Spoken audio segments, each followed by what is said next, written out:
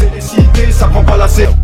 Gros, je vois tout comme Chico. Wesh équipe, bon bah c'est jeudi, qui dit jeudi, dit demain vendredi. Il y a plusieurs sorties qui sont prévues ce soir à minuit. Donc je vous mets les singles et les albums pour les personnes que ça intéresse. Je vous laisse le temps de les regarder parce que comme je dis d'habitude, je vais un petit peu vite. Donc voilà, au moins vous avez le temps de les voir, il y a les singles et les albums. Sinon, j'arrête de 30 fouilles, on commence directement.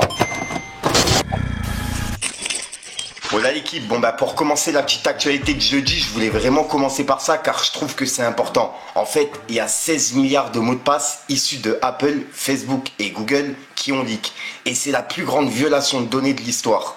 Donc ouais, c'est une dinguerie. 16 milliards de mots de passe qui ont leak. En fait, ça se trouve là, à l'heure où je vous parle, il y a vos mots de passe justement qui sont en train de tourner sur le dark web. Donc je tenais à vous en parler. Pour ceux qui n'ont pas changé leur mot de passe, faites-le. C'est vraiment important. De base, faut le faire tous les mois, tu vois. Et il y a plein de personnes ça qui le font pas. Donc là, avec ce qui vient de se passer, les 16 milliards de leaks, à mon avis, ouais, faut le changer l'équipe. Et c'est pour ça que je vous en parle en début de vidéo, car je trouve que c'est important. Ensuite, cette vidéo, pour le coup, elle m'a fait plaisir à voir. En gros, il y a SDM qui a essayé de rabibocher un couple qui était justement en prise de tête. Et il a rappelé justement la personne. Donc ouais, pour les personnes qui n'ont pas vu, c'est une vidéo qui a pas mal tourné. Regardez. Pauvre, et STM a essayé de me rabibocher avec mon ex. Ouais. Frérot, t'es sérieux là? Ouais, Juju, viens récupérer ta meuf, frérot. Viens récupérer ta meuf. Jules, c'est pas bien ce que tu fais. Jules, t'es vraiment un toxic boy.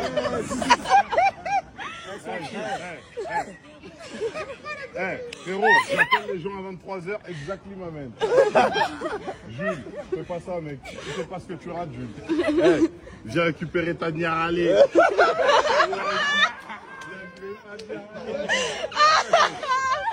Jules, Jules, je te jure, non, très sérieusement, frérot.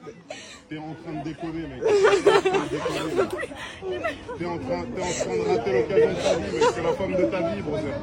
Brother, c'est la femme de ta vie, frère. Ensuite, on va aller voir du côté de Babs, le manager de Werenoi, qui a laissé un message par rapport aux musiques de Werenoi, qui seront toujours disponibles sur les plateformes. En gros, il a dit, la Ligue, en concertation avec sa famille et dans le respect de son œuvre, toutes les créations musicales de Werenoi réalisées de son vivant continueront d'être disponibles. Nous tenons à exprimer notre profond respect pour les convictions religieuses de chacun. Nous vous demandons également de respecter celles des autres, sans chercher à les imposer. C'est pourquoi nous laissons à chacun la liberté d'écouter ou non sa musique, en conscience et dans le respect mutuel. Hashtag légende. Donc voilà, et je voulais vous en parler. Dites-moi dans les commentaires ce que vous en pensez. Ensuite, il y a quelques mois, on a vu que Franglish, il a subi un cambriolage. Et là, il y a un deuxième cambriolage qui a eu lieu il y a quelques jours. Et je viens de tomber sur un article qui explique ce qui s'est passé. Et je vais vous le lire. En gros, on peut lire. Franglish, son domicile a connu une nouvelle tentative de cambriolage. Pour la deuxième fois en l'espace de quelques semaines, le domicile francilien de Franglish a fait l'objet d'une tentative de cambriolage. Dans la nuit de mardi à mercredi. 2 individus ont été interpellés à Neuilly pour un vol par effraction au domicile de l'artiste Franglish, le propriétaire étant en vacances à l'étranger. Le préjudice n'est pas encore connu, indique une source policière à 20 minutes. Les policiers sont intervenus vers 3h du matin à la suite du déclenchement d'une alarme. Les cambrioleurs sont entrés par effraction en forçant la porte avec un tournevis. À leur arrivée, ils étaient en train de fouiller l'appartement. Aucun lien n'a été établi au stade de cette enquête entre cette tentative de cambriolage et d'autres faits similaires commis le 29 mai au préjudice de la même victime, précise le parquet de Nanterre. Le suspect majeur a été déféré ce mardi et jugé dans le cadre d'une audience de comparution immédiate par la 16e chambre correctionnelle du tribunal judiciaire de Nanterre. Il a été condamné à une peine de 1 an d'emprisonnement avec sursis probatoire pendant une durée de 2 ans, ainsi qu'à une interdiction de paraître dans les Hauts-de-Seine. Franglish ne s'est pas encore exprimé sur ce sujet. Et en gros, il a subi une deuxième tentative de cambriolage, sachant qu'il y en a eu une le 29 mai. Donc ouais, dites-moi dans les commentaires ce que vous en pensez, mais ouais, je trouve que c'est une dinguerie, les personnes qui font des trucs comme ça, voilà quoi. J'arrive toujours pas à comprendre. Ensuite, on va aller voir du côté de Maes, car en fait, il y a Maes qui a mis une phrase à lui pendant le DVM, et il a mis un drapeau du Maroc avec celui de la Palestine. Et je rappelle qu'il y a quelques jours, il s'est clashé, enfin pas clashé, il avait répondu à Rima Hassan et à Aquabeb. En gros, il avait piqué les deux quoi. Et là, il y a une personne qui lui a dit, certains vont venir nous dire que Maes est plus légitime à défendre la Palestine que Rima Hassan. 2025, les Mauriches ont tué le Maroc. Et Maes, il a répondu, on parle d'une députée qui a trop regardé One Piece ou de Salahuddin al-Ayoubé. Certains pensent que LFI sauvera la Palestine, ou pire, qui ont la légitimité, d'autres pas. Ça marche mieux que le jeune intermittent au nom de la République. Et il a mis en gros un lien qui est justement des dons pour Gaza, tu vois. Et voilà. Et c'est la réponse de Maes par rapport à ça. Donc là, il pique clairement Rima Hassan, tu vois. Pour lui, c'est de la récupération qu'elle fait et c'est pas vraiment sincère. Enfin, c'est ce qu'il explique dans le message. Dites-moi dans les commentaires ce que vous en pensez, l'équipe. Ensuite, il y a Noah Lunsi qui a fait une tier list des rappeurs. Et il a parlé de Gims en fait. Il a donné son avis par rapport à Gims. Et il y a King du Supreme qui a réagi. Et cette vidéo, elle a pas mal tourné. Donc pour les personnes qui n'ont pas vu, regardez. Et dites-moi dans les commentaires ce que vous en pensez. Bédik t'es mon gars, hein. Mais voilà, t'es KO. Voilà, t'es KO. Bédik t'es mon ref, mais voilà, t'es KO. T'es bof, t'es KO. Bédik t'es mon ref. Bédik t'es mon ref, mais voilà, t'es KO. Il le sait en plus. Il le sait. Toi, Noah Lunsina, quel courage. En fait, toi, t'es courageux. Tu te permets de faire un live où tu fais une liste des artistes éclatés au sol alors que toi-même t'es éclaté au sol, t'as essayé la musique, t'as échoué dans la musique. On sait même pas, tu t'es partout en même temps, tu veux faire consultant foot, hein? Tu fais du twerk list en live, hein? Je sais pas, hein? C'est une dingue de faire ça. Oh, toi t'es éclaté au sol ici, t'as essayé la musique, t'es tellement nul, t'es tellement éclaté au sol que t'as fui la musique, hein? Des fois tu fais des interviews, des fois tu es consultant, hein? Là tu deviens liver, des fois tu es twerkiste, je sais même pas. C'est toi tu veux faire des listes pour dire que ouais, Bédik il est nul. Bédik il est nul? Il est pas nul. Non. C'est un gars qui n'a pas eu la chance de percer. Moi j'ai écouté, j'ai analysé. Bédik il est jamais nul. C'est un gars qui n'a pas eu la chance de percer. Voilà, il est pas nul. C'est une dingue de faire ça. Bédik il est fort que Dadju. C'est parce que Dadju, lui, il a choisi un peu une musique, voilà, chanter pour la femme et tout, voilà, ça marche un peu. Voilà. Mais sinon, lui, il est fort. Il est plus fort que toi, Noah Lunsina. Toi, t'es nul. T'as compris? T'es éclaté au sol. Plus jamais tu fais ce genre de liste. Hein. Une dingue de faire ça. Allez, Corbel! Ensuite, on va aller voir du côté de Sams, car en fait, je rappelle que hier, il s'est fait arrêter avec 10 kilos d'or à l'aéroport. Sauf que là, ils viennent s'expliquer par rapport à ça, et pour le coup, ouais, il nous a tous eu. En gros, il s'est fait passer pour son propre personnage qu'il est dans les séries, etc. T'as capté? Et il a joué ce personnage-là. Et c'était justement pour montrer aux gens que il s'intéresse que quand il y a des polémiques, des choses comme ça, à l'artiste. Que avant tout ça, personne s'intéressait à ce que faisait Sams. Et c'est ce qu'il a expliqué dans l'interview. Et pour le coup, je voulais en même temps vous lire le message que Aquabeb il a mis hier sur les réseaux, car en fait, il a mis un message qui a pas mal tourné. Et plein de personnes pensaient, excusez-moi, que c'était vrai, tu vois. Sauf que là, Sams, il a vraiment eu tout le monde. Bref, en gros, Aquabeb il a écrit hier. Le rappeur et acteur français Moussa, également connu sous le nom de Sams, a été interpellé et mis en détention ce mardi 17 juin à l'aéroport international de Freetown, alors qu'il tentait de quitter la Sierra Leone avec 10 kg d'or, non déclarés, cachés dans 3 valises en direction de Paris. Les responsables notent que son comportement sur les réseaux sociaux a suscité des soupçons, ce qui a suscité une inspection de sécurité ciblée. L'or a été découvert comme enfreint les réglementations nationales en matière d'exportation et de douane. Et voilà, donc ouais, t'as capté le message. D'après Aquabeb, en gros, Sams, il s'est fait arrêter avec 10 kilos d'or à l'aéroport. Sauf que là, Sams, il est passé chez Parole Véritable. Et il a parlé de ça, justement. De, les coups de buzz qu'il est en train de faire. Le délire avec l'argent. Donc ouais, pour les personnes qui n'ont pas vu, je voulais vous le partager. Regardez. Le ref, je t'avais dit, l'œil des gens, il faut faire attention, mon frérot. Allez, force à toi. On trouve toujours des solutions. Plus à l'artistique.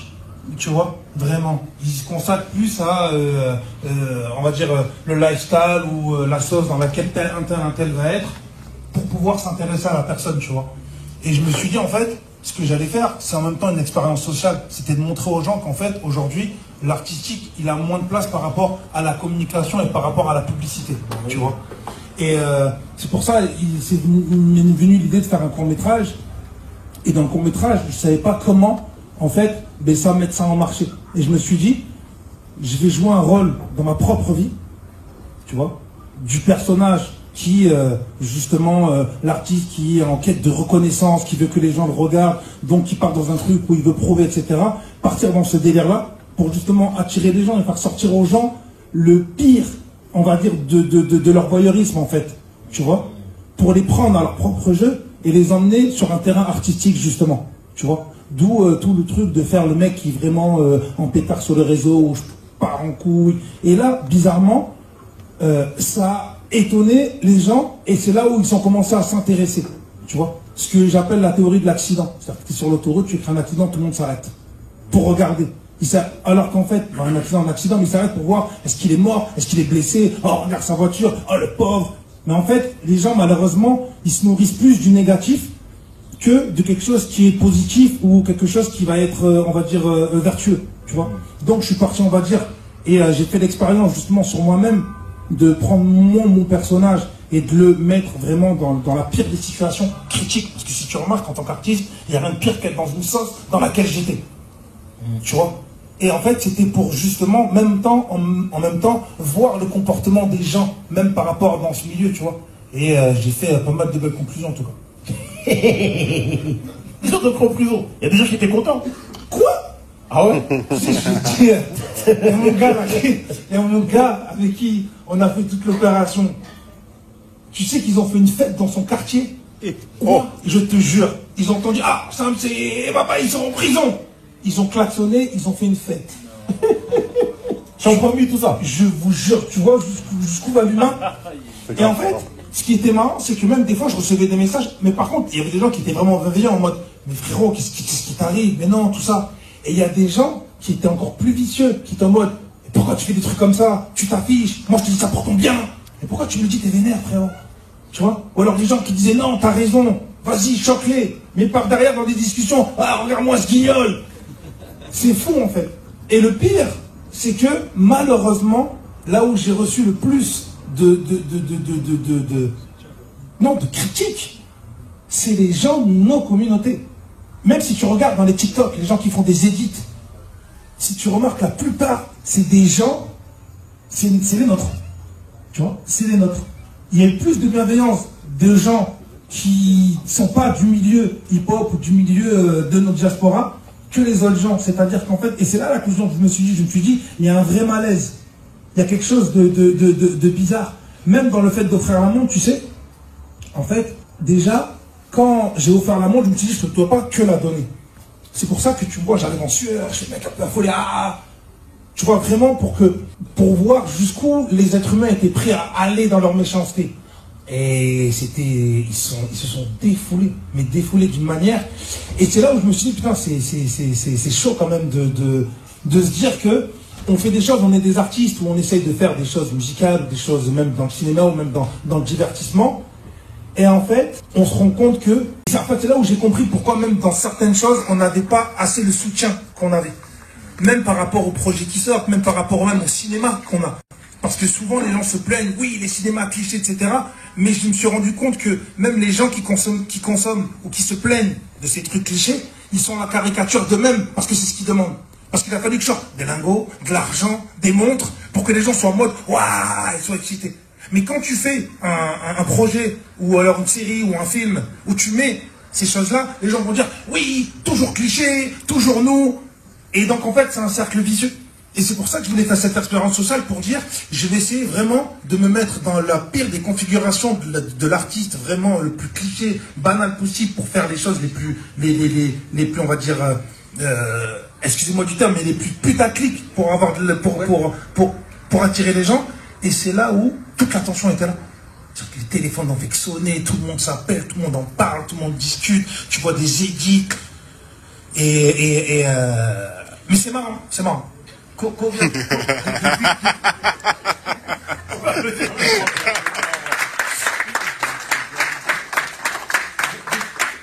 Depuis quand tu parles? Depuis...